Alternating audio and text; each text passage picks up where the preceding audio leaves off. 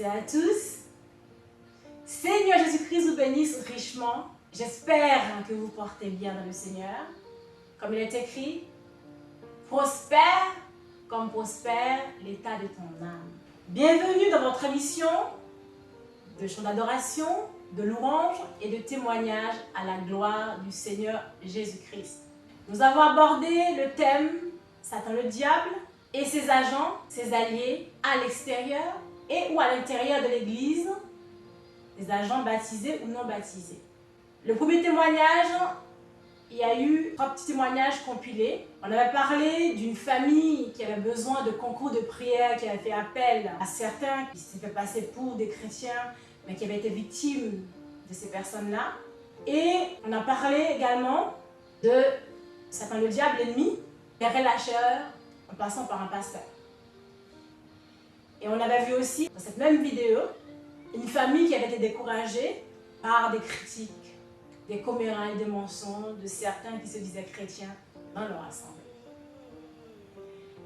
Et la deuxième vidéo, on a parlé de cette sœur qui était persécutée parce qu'elle n'avait pas pris part au péché de certains qui se disaient chrétiens.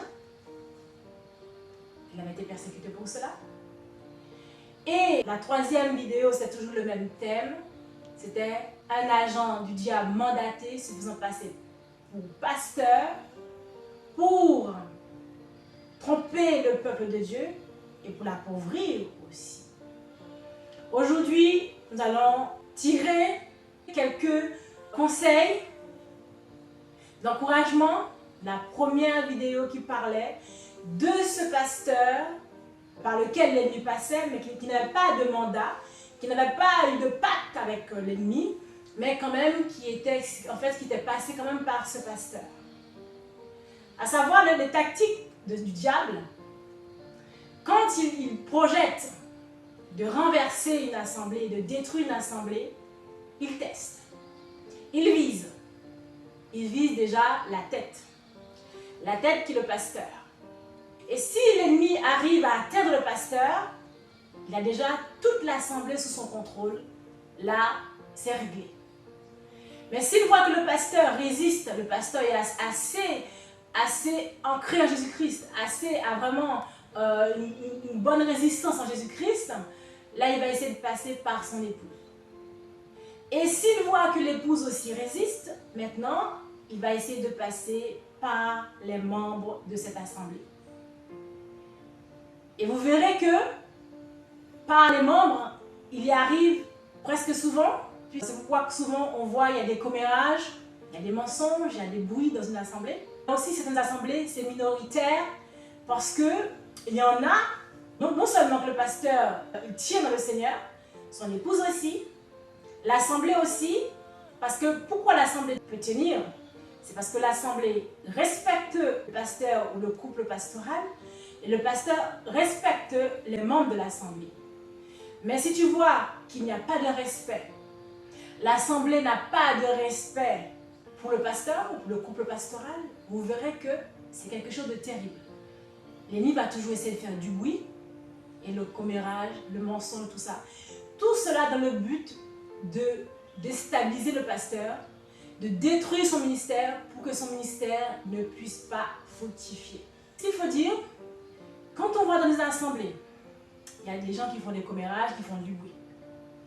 Mais il y a une chose très forte, c'est quand quelqu'un dans une assemblée peut arriver à franchir la limite du mensonge. La limite du mensonge, c'est vraiment une frontière qui est très profonde. Et quand je dis mensonge, il y a des membres d'une assemblée, des fois qui mentent, des fois pour se défendre pour quelque chose. Et ce n'est pas autorisé de toute façon, même si c'est pour se défendre, ce n'est pas autorisé. Mais je parle du mensonge, de mentir sur un frère et une sœur pour détruire sa vie. Une personne comme ça, c'est une personne encore plus efficace que Satan lui-même, que le sorcier lui-même, parce que quelqu'un qui est dans l'assemblée, c'est où il en est avec quelqu'un du monde, avec quelqu'un qui ne vient pas à l'église, mais quelqu'un de l'assemblée qui va mentir en faisant passer le mensonge pour la vérité, ça va plus vite qu'un sorcier dans son péristyle ou dans sa loge. C'est très très efficace. Parce que c'est une personne qui a une très grande profondeur, vraiment, de Satan, quelqu'un qui peut mentir ou détruire la vie d'un frère ou une sœur. Il y a l'effet de déformer un sujet, l'effet de rajouter. Mais quant à inventer des sujets pour détruire, ça, c'est plus efficace qu'un sorcier qui a son péristyle ou un maçon loge qui a sa loge ou quelqu'un qui est avec Satan. C'est plus profond encore parce que ça va plus vite que tout ce que l'ennemi peut faire à l'extérieur. Écoutez bien ce que je vais vous dire. Je sais que le Seigneur m'a appelé au témoignage, la louange pour la gloire de son nom.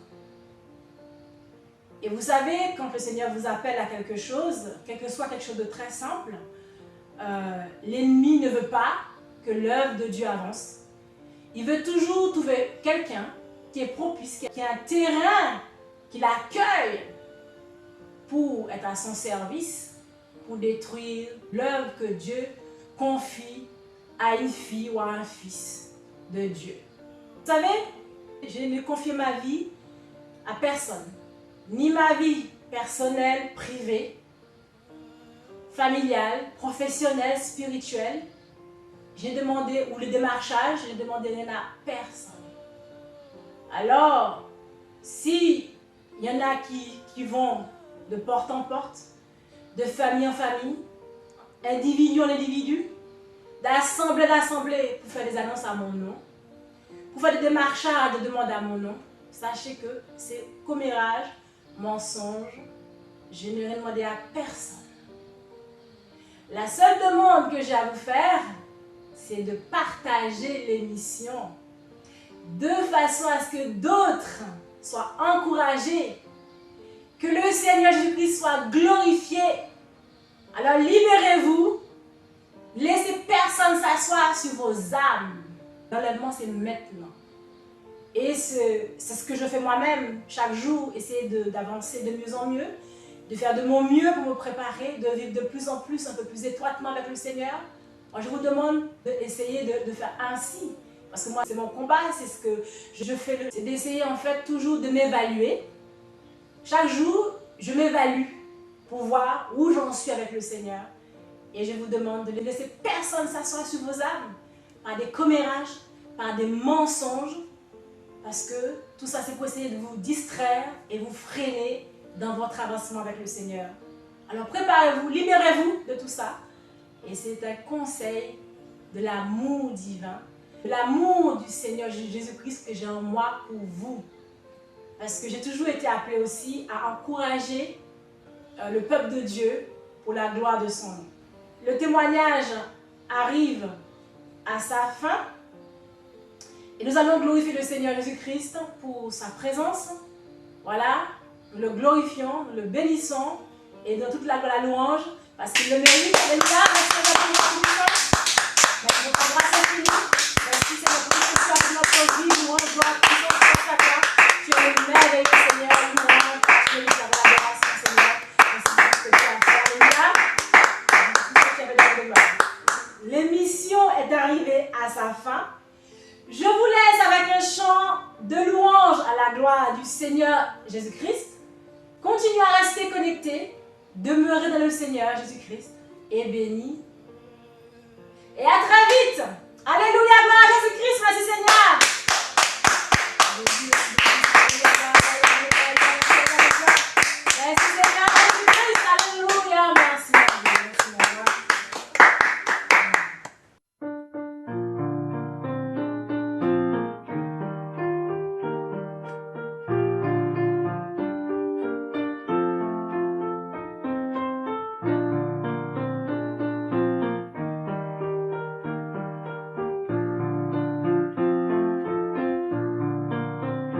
Très bien.